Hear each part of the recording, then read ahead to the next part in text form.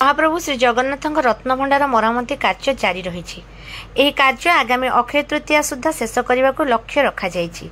मरामती कार्य समाप्त होला परे महाप्रभुंकर सुना एवं अलंकार स्थानांतर प्रक्रिया आरंभ हेबो। जगन्नाथ मंदिर रत्नभंडार मरामती एवं संरक्षण काम आसंता एक मास मध्य समाप्त हेबो।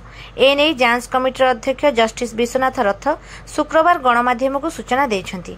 जस्टिस रथ कहिसन्ति श्रीमंदिर प्रशासन एवं एएसआई कार्यर शीघ्र समाप्ति पाई समस्त प्रयास करुछन्ति, जहाँकि आहुरी 75 एवं 100 वर्ष पाई भंडारर गठन को सुरक्षित रखिपारिबो। भीतर भंडार मरामती कार्य प्रायतः संपूर्ण होईछि। भीतर एवं बाहर भंडार को संजोग करुथिबा 5टी जीर्ण बीम को मध्य दृढ़ स्टील बीम सहित बदला जायछि। श्रीमंदिर प्रशासन एवं एएसआई कार्यर शीघ्र समाप्ति पाई समस्त प्रयास करुछन्ति, जहाँकि आहुरी 75 एवं 100 वर्ष पाई भंडारर गठन को सुरक्षित रखिपारिबो। भीतर भंडार मरामती कार्य प्रायतः संपूर्ण होईछि। बाहर भंडार कार्य आरंभ हो जाइछि। आसंता रथयात्रा पई रीतिनीति जोगु कार्य बेले बेले प्रभावित हेउछि।